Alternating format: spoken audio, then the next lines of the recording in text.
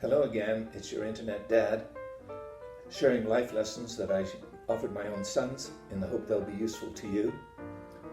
These videos come out twice a week, and don't forget to click on the subscribe button if you find this useful. And don't forget to share it, the link, with friends if you find it would be useful for them.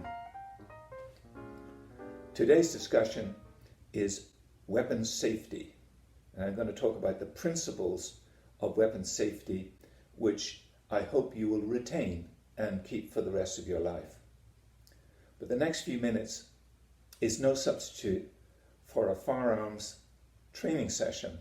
It could be at a hunting range, shooting gallery, your state's hunting license facility. For goodness sake, get those lessons before you get a weapon. But I'm just talking today in case you don't.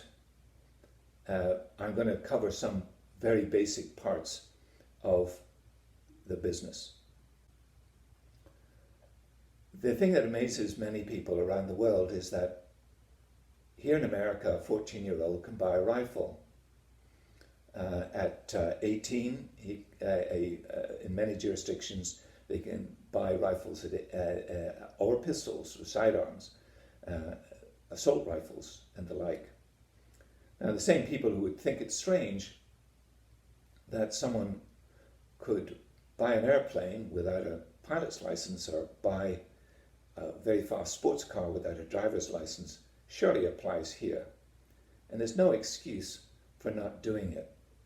The sad thing is, you can walk into that store, and if you pass the background check, which you almost certainly will, you walk out with the weapon.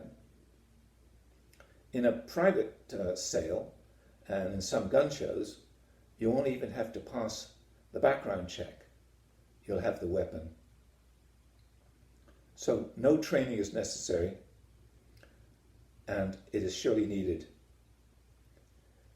I spent 2 or 3 months of my life qualifying as a firearms instructor in everything from handguns through submachine guns, rifles, light and medium machine guns.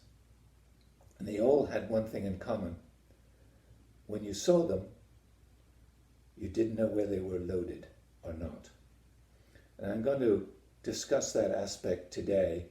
And I'm not going to use a real weapon because I don't want anyone using this video to operate a weapon that belongs to somebody else, or they discovered hidden or whatever, and that I will assist them to operate that weapon. If you find it, tell your parents.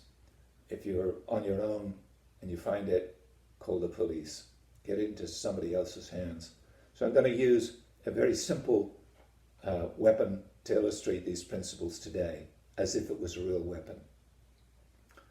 And the lesson number 1 is always treat the weapon as it's loaded. That's your first principle. So you pick the weapon up, you keep it pointed in the air or pointed in the ground. And the first thing you do is you check that the safety catch is on. Then the next action you would do would be to press the magazine release button and drop the magazine. Now this is simulated by this paintball cartridge, but the principles will be the same.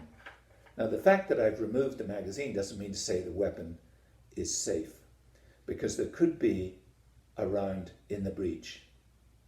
So the way you do that is to bring back the working parts. Mostly they'll be on the top of the pistol. On this one it's on the bottom. You bring that back all the way. If it round pops out the top, that meant there was a round in the breech. You take that round, you put it into the magazine, you put the magazine back in the pistol, and the weapon is now safe. Something that's very important, and if you remember only one thing today, please remember this, and that is, do not ever put your finger on the trigger until you're about to fire. This may seem an unnatural position to be in, but I carried a rifle like this for months on end in the jungle without effort, and you'll find that you'll get used to it. What I want you to get used to is that it becomes unnatural for you to pick up a weapon and put your finger on the trigger. Goes here, it lodges here until you are ready to fire. Now, a good way to judge the professionalism of soldiers and policemen around the world is to watch the evening news. War footage or action by a SWAT team or a policeman under stress. Check to see that their finger is along the trigger guard. If that is the case, that is a very good indication that those soldiers are well trained, those policemen know what they're doing. If they're well trained, so can you be. So please, don't do this. I'm going to conclude by suggesting that you have to lock up all firearms. Please make that sure, for sure. My own preference is for an automatic pistol, and the reason for that is if there are children in the house, a revolver can be relatively easily fired by a child, but an automatic pistol needs that slide action, which needs a lot of effort. So lock them up, and they'll be safer. But remember, do that safety course.